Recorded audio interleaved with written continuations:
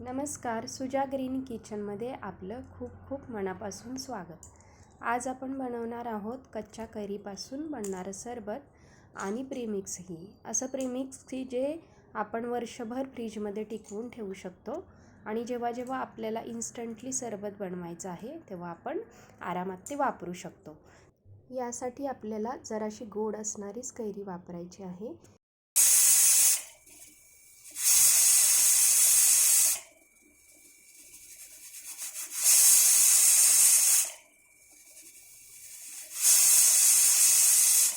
इथे मी तोतापुरी कैरी वापरलेली आहे.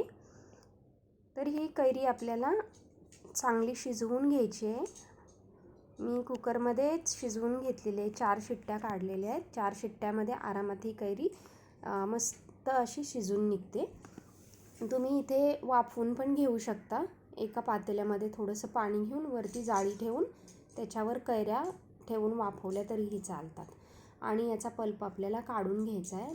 इथे मी सालीचा पण व्यवस्थित पल्प काढून घेतलेला आहे आणि कोयचाही पल्प काढून घेतलेला आहे. तर सर्व आंब्यांचा पल्प आता काढून झालेला आहे.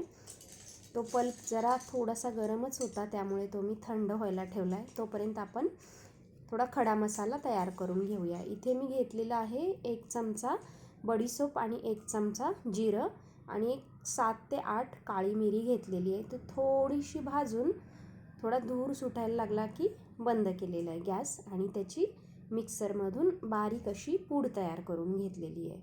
आणि तेवढ्या वेळामध्ये हा जो आपण गर काढला होता तोही थंड झाला आहे आणि तोही आता आपण मिक्सरमधून काढून घेऊया.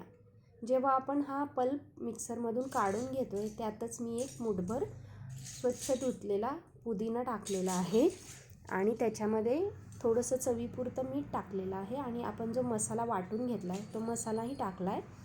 आणि साधारण 4 कैऱ्यांसाठी मी 1 मोठा बाऊल गूळ घेतलेला आहे आणि अशा प्रकारे आपल्याला हे सगळं मिश्रण काढून घ्यायचं आहे.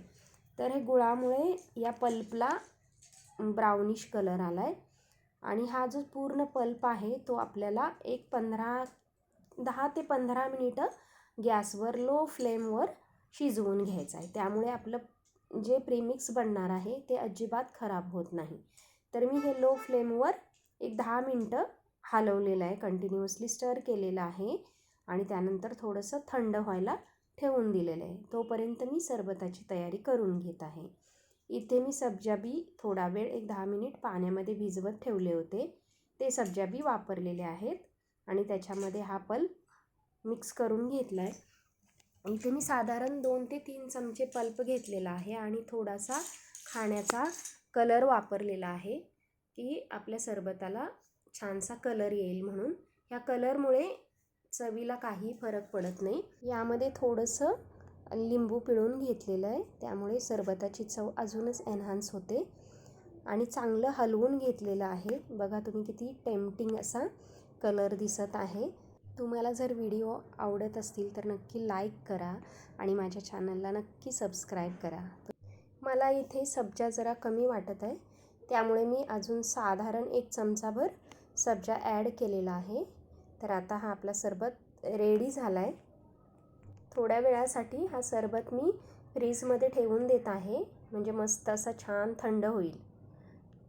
मधल्या वेळामध्ये जो प्रीमिक्स आपला शिल्लक राहिला आहे तो मी एका बरणीत काढून घेतला आहे आणि अशीच बरणी मी फ्रीजमध्ये ठेवून देणार आहे, म्हणजे इन्स्टंट सरबत करण्यासाठी ती वापरता येईल. तर हा सरबत मस्त थंड झाला आहे. गार्निशिंगसाठी इथे मी एक तुळशीचं पान वापरलेलं आहे आणि पुदिन्याची पानं वापरलेली आहे. तर या तुळशीच्या पानामुळे ना सरबताला खूप छान अशी टेस्ट पण येते आणि स्मेल पण खूप छान येतो. असं हे सरबत तुम्ही नक्की ट्राय करून बघा.